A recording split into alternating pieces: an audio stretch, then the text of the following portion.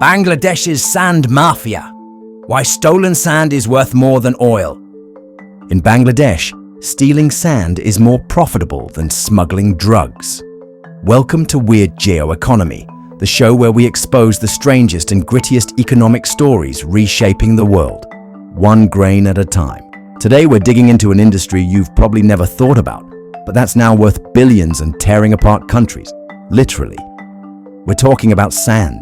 In Bangladesh, it's become such a valuable resource that criminal syndicates have formed around it, turning sand into a black market commodity more lucrative than drugs or gold.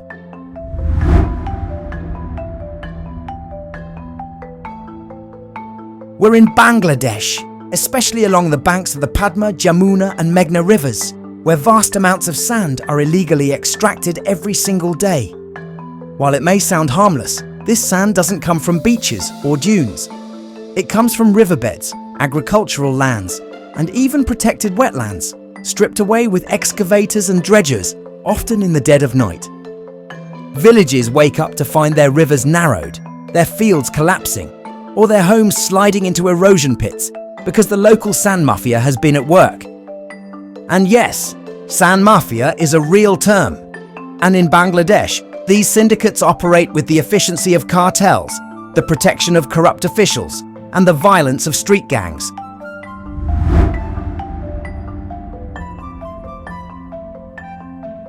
This is the illegal sand extraction economy, a booming business driven by urbanization, construction, and real estate development.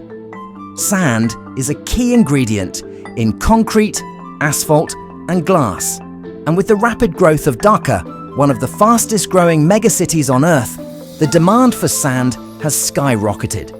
But not all sand is equal. The fine, rounded sand from riverbeds is perfect for construction. And it's much cheaper to steal it than to buy it legally from government-approved quarries. So criminal groups use dredging machines, bulldozers, and boats to extract it illegally, often in protected zones or on private land.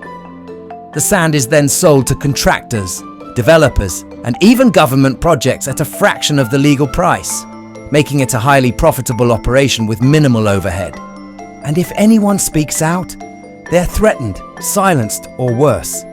Environmental activists, journalists, and even police officers have been attacked or killed for interfering.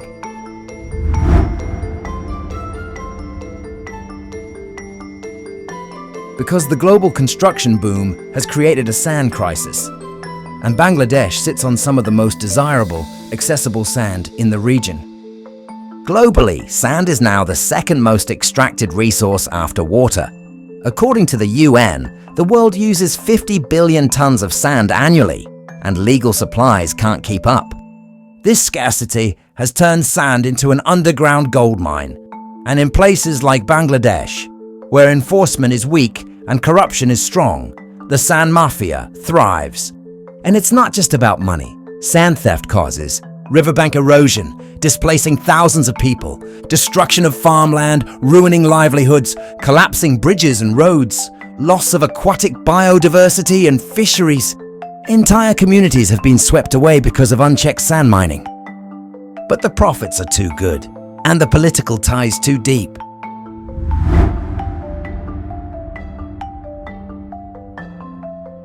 The operation includes local criminal syndicates, often referred to as Balur Somrat, or Sand Kings, who control extraction zones. Corrupt local officials and police, who are either bribed or directly involved in the trade. Construction firms and real estate developers, who turn a blind eye as long as the sand is cheap.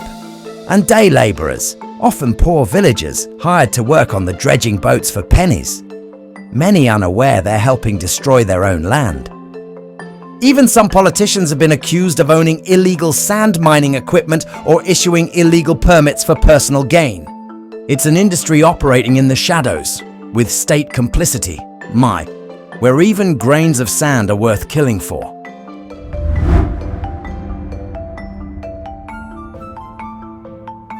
Bangladesh loses around 10,000 hectares of land every year to river erosion, much of it accelerated by illegal sand mining. Sand from Bangladesh is smuggled across borders, especially into India, where similar sand mafias operate.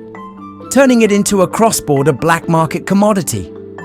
Locals have resorted to community patrols, forming human chains and night watches to defend their land from illegal dredgers, often with no support from police.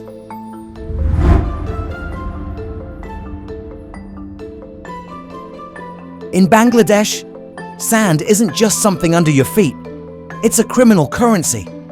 It fuels construction booms while wiping entire communities off the map. It's stolen in silence, traded in daylight, and protected by violence. It's cheap, it's dirty, and it's everywhere. And yet the world barely talks about it. Subscribe to Weird Geo Economy for more stories from the edge of the global econo.